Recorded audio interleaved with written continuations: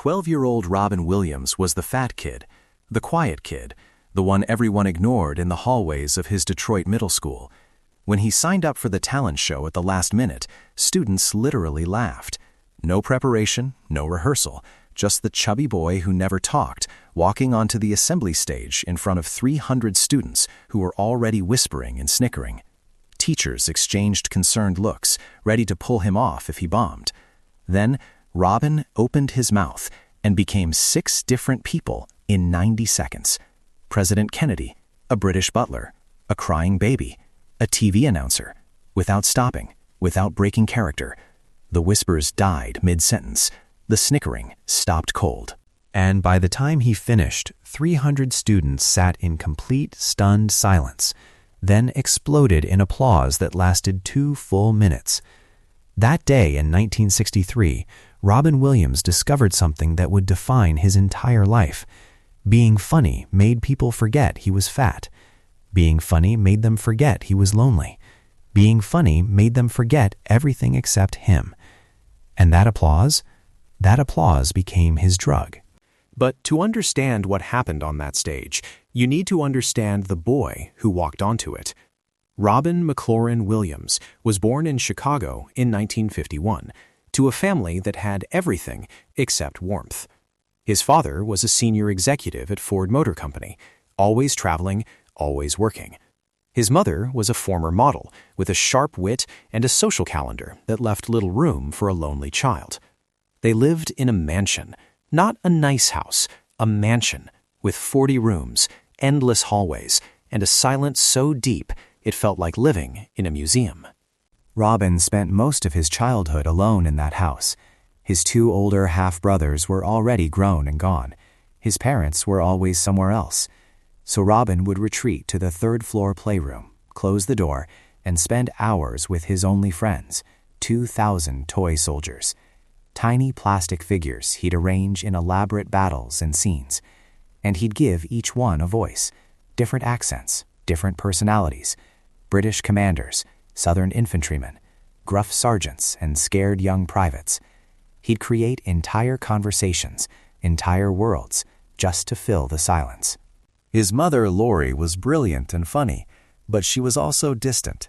The only time she really paid attention to Robin was when he made her laugh. He learned this early. At 6 years old, he'd do impressions of the gardener, the mailman, anyone he'd observed. His mother would laugh, genuinely laugh, and for those few moments, Robin felt seen, valued, real. So he learned the equation that would define and eventually destroy him. Being funny equals being loved.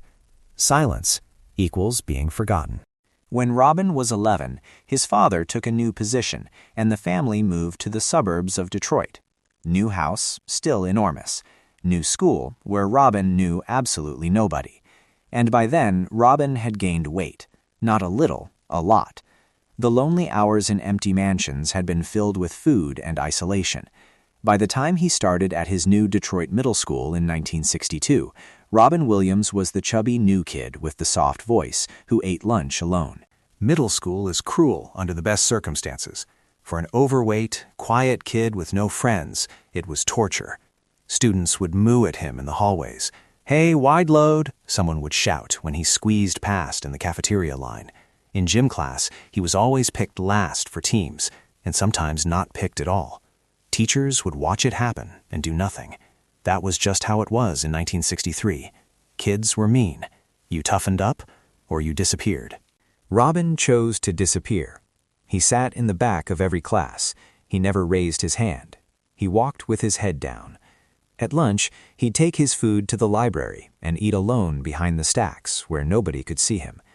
The librarian, Mrs. Chen, would sometimes sit with him, ask him about books he was reading. She was kind. She was the only adult at that school who saw him as anything other than a problem or a punchline. But here's what nobody at school knew. At home, alone in his room, Robin was still doing the voices, still creating characters. He'd watch TV obsessively, The Tonight Show, Ed Sullivan, any comedy he could find, and he'd memorize the impressions, the timing, the rhythms. He could do President Kennedy's Boston accent perfectly. He could do Ed Sullivan's stiff announcer voice. He could do cartoon characters, movie stars, his own teachers. He had an entire arsenal of voices living in his head. He just never showed anyone, because showing people meant risking rejection, and Robin had enough rejection in his life. March 19th, 1963. The school announced the annual talent show. Sign-ups would be posted outside the auditorium. Students who wanted to perform had 2 weeks to prepare. The show would be held in the main assembly hall, in front of the entire 7th and 8th grade, about 300 students total. It was a big deal. The popular kids always performed. The talented kids, the ones who took singing lessons or dance classes. It was a chance to show off, to cement your social status, to be seen. Robin walked past that sign-up sheet every day for a week without stopping. He'd glance at the names: Jenny Morrison, singing Moon River; Brad Cooper, trumpet solo; Lisa Yang, ballet routine. All kids who had training, preparation, confidence, kids who fit in. Robin kept walking. But then, one afternoon, he saw it happen. A group of popular 8th grade boys walked past the sheet and started laughing. "Look at this," one of them said, loud enough for everyone to hear. "Danny French signed up. That kid can't even talk in class without stuttering. This is going to be hilarious." They all laughed. Danny French, a quiet kid Robin sometimes saw in the library, hurried past with his head down, face red. Robin stood there, frozen, watching Danny disappear down the hallway, and something inside him broke, or maybe it snapped into place. He thought about all those hours alone, doing voices for an audience of toy soldiers. He thought about making his mother laugh, that brief moment of being seen. He thought about the mocking laughter in the gym, in the cafeteria, in every hallway of this school, and he made a decision. He walked up to the sign-up sheet and wrote his name, Robin Williams. Under act description, he left it blank. He had no idea what he was going to do. He just knew he had to do something.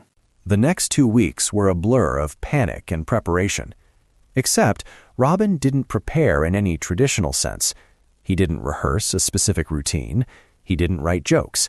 He just watched more TV, listened to more voices, refined the impressions living in his head. President Kennedy, the British narrator from the newsreels, the baby from the diaper commercials, the announcer from Championship Bowling. He could do all of them.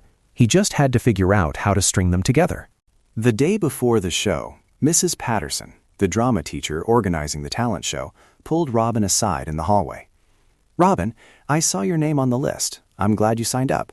But I need to know what you're planning to do. I need to introduce you properly." Robin looked at his shoes. I'm doing impressions, voices." "What kind of voices? Do you need any props? Music?" "No, just me. I'm going to do different characters, like on TV." Mrs. Patterson studied him. This quiet, overweight boy who never spoke in class was going to do impressions in front of 300 students. She'd been teaching for 15 years. She'd seen kids bomb on stage. She'd seen kids freeze, cry, run off. She had a bad feeling about this. "Robin, are you sure? It's okay to be nervous, if you want to back out." "I'm sure," Robin said, looking up at her. And for a moment, Mrs. Patterson saw something in his eyes. Determination, or maybe desperation. She couldn't tell which. The day of the talent show. Assembly hall. 300 7th and 8th graders packed into wooden seats. Teachers lining the walls. The principal, Mr. Donovan, sitting in the front row with a clipboard, looking stern. The lights were bright. The stage was small, just a raised platform with a microphone stand and curtains. Mrs. Patterson stood in the wings with her list of performers. The show started at 1 p.m. One by one, students performed. Jenny Morrison sang Moon River beautifully. Everyone applauded politely. Brad Cooper played trumpet, hit most of the notes. More polite applause. Lisa Yang did her ballet routine. A group of girls performed a choreographed dance to a Beach Boys song. Every act was rehearsed, polished, safe. Robin sat in the second row, watching, his heart pounding so hard he thought people could hear it. His hands were sweating. His mouth was dry. He was scheduled to go last, number 23. Mrs. Patterson had put him there deliberately, hoping that by the end of the show, students would be tired and less likely to be cruel if he struggled. Act after act performed. The applause got more enthusiastic for the popular kids, more subdued for the awkward ones. When Danny French got up to do a magic trick, someone in the back yelled, "Make yourself disappear." Cruel laughter rippled through the audience. Danny's hands shook so badly he dropped the cards twice. When he finished, the applause was scattered and brief. He practically ran off the stage. Finally, Mrs. Patterson walked to the microphone. And our last performer today, Robin Williams. The room immediately filled with whispers. Who? The fat kid? Oh, this should be good. Actual snickering. Robin stood up, his legs shaking, and walked toward the stage. As he climbed the 3 steps to the platform, someone in the audience made a sound like a foghorn. More laughter. Mrs. Patterson stood in the wings, hands clasped, ready to walk out and end this if it went badly. Mr. Donovan looked up from his clipboard, eyebrows raised. Robin walked to the microphone, adjusted it down to his height, and looked out at 300 students who were staring at him with expressions ranging from confusion to outright mockery. The whispers got louder. What's he going to do? Probably cry. This is embarrassing. Robin could hear every word, every snicker, every judgmental whisper. His hands gripped the microphone stand. For a moment, he thought about running, just running off stage and never coming back to this school. Then he remembered the toy soldiers, the hours in the empty mansion, the voices he'd created when no one was listening, and he made a choice. If they were going to laugh anyway, he'd make them laugh on his terms. Robin cleared his throat, looked directly at the audience, and spoke in a perfect President Kennedy Boston accent. My fellow Americans, I come before you today to address a very serious crisis in our nation's cafeterias. The meatloaf has become inedible. The room went dead silent, not because it was funny, because nobody expected that voice to come out of the fat kid's mouth. It was too perfect, too specific. Robin didn't pause. He switched immediately to a posh British butler voice. Indeed, sir, the meatloaf situation is quite dire. I attempted to consume a portion yesterday, and it attempted to consume me back. Quite unsettling. A few students laughed. Actual laughter. Robin switched again, this time to a crying baby. Wah! I want real food, not this. Wah! He mimicked a baby's tantrum perfectly, complete with hiccuping sobs. More laughter. Louder now. Then a TV announcer voice, fast and professional. This just in. Local school cafeteria declared a disaster zone by federal authorities. Scientists baffled. Army considering using leftover meatloaf for construction materials. The laughter spread through the room like wildfire. Students were actually laughing. With him, not at him. Robin kept going. He became a game show host. Tell them what they've won, Bob. A gruff cowboy. Well, partner, that there meatloaf is tougher than a $2 steak. An old grandmother. In my day, we were grateful for meatloaf, even when it was made of actual loaf. He was switching between characters so fast, so seamlessly, that students stopped whispering and just watched. The snickering had died completely. Even the kids who'd been mocking him 30 seconds ago were leaning forward, mesmerized. 90 seconds. That's all it took. 90 seconds of pure, unfiltered character work. 6 different voices, all perfectly executed, all flowing together into one absurd commentary about cafeteria food. It wasn't polished, it wasn't rehearsed, it was raw and spontaneous and brilliant. Robin finished with President Kennedy again. And in conclusion, ask not what your meatloaf can do for you, ask if your meatloaf is actually edible. Thank you. He bowed slightly, stepped back from the microphone, and waited for the inevitable mockery to resume. Instead, silence. Complete, total silence. 300 students sat absolutely still, processing what they just witnessed. Mrs. Patterson stood in the wings with her mouth open. Mr. Donovan had dropped his clipboard. Then one student started clapping, then another, then 5, then 20, then all of them. The entire assembly hall erupted in applause. Not polite applause, not obligatory applause. Real, genuine, enthusiastic applause. Students were standing up, cheering, whistling. The popular 8th grade boys who'd mocked Danny French were on their feet, clapping and laughing. The teachers were applauding. Even Mr. Donovan was smiling, shaking his head in disbelief. The applause lasted 2 full minutes. Robin stood on that stage, staring out at 300 students who 30 seconds ago had been ready to mock him, and they were cheering for him, seeing him, valuing him. And something happened inside Robin Williams in that moment. Something chemical, something addictive. The loneliness, the years of being ignored, the pain of being the fat kid, the invisible kid, all of it vanished under that wave of applause. For 2 minutes, Robin Williams wasn't lonely. He was somebody. When the applause finally died down, Mrs. Patterson walked out, put her hand on Robin's shoulder, and said loud enough for the microphone to pick up, "Ladies and gentlemen, I think we just discovered something special." More applause. Robin walked off stage in a daze, his ears ringing, his heart pounding, his entire body vibrating with adrenaline. The rest of the day was a blur. Students he'd never spoken to came up to him in the hallway. "Dude, that was amazing! Where did you learn to do that? Do the Kennedy voice again." For the first time in his life, Robin Williams was popular, visible, valued, and he chased that feeling for the rest of his life. But here's what nobody understood in that moment of triumph. What Robin discovered that day wasn't just that he was funny. He discovered that being funny was a survival mechanism, a shield, a drug. When he was performing, when he was making people laugh, the pain stopped, the loneliness disappeared.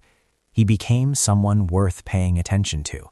And the applause, God, the applause, filled all the empty places inside him that years of isolation had carved out.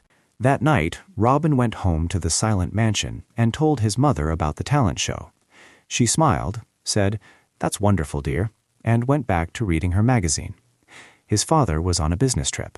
No celebration, no acknowledgement beyond those 3 words. Robin went to his room, closed the door, and replayed the applause in his head. 2 minutes of being seen. 2 minutes of mattering. He wanted more. Over the next weeks and months, Robin became the class clown. He did impressions in the hallway. He made jokes in class. Some teachers loved it. Others told him to be quiet, stop disrupting, sit down. But Robin couldn't stop, because when he stopped being funny, he became invisible again. And invisible meant alone, and alone was unbearable. The weight started to come off naturally as Robin got more active, more social, more confident. By high school, he'd slimmed down, joined the drama club, started performing in plays. But the lesson from that middle school assembly never left him. Being funny equals being loved. Silence equals being forgotten. And applause was the only thing that made the loneliness bearable. That's why, decades later, Robin Williams could never stop performing.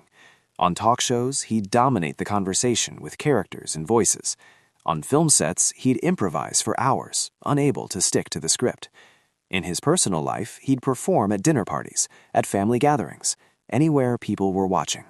Because the moment the performance stopped, the moment the applause ended, the loneliness came rushing back. And that loneliness was the same one he'd felt as a 12-year-old fat kid in an empty mansion, talking to toy soldiers, because nobody else would listen. That 1963 talent show was Robin Williams' origin story, the moment he discovered his superpower and his curse. Because he learned that day that he could make people love him by disappearing into characters, into voices, into performance. But he never learned how to make people love just Robin, the real Robin, the quiet, scared, lonely Robin who existed underneath all those voices. 50 years later, when Robin Williams died in 2014, people around the world mourned the loss of a comedic genius. But what they were really mourning was the loss of the 12-year-old boy who stood on a middle school stage and discovered that being funny could save you. And the tragedy was that it only saved you while you were performing. The moment you stopped, the moment the applause ended, you were alone again. And for Robin Williams, that silence was unbearable. Mrs. Patterson, the drama teacher who stood in the wings that day in 1963, retired in 1989.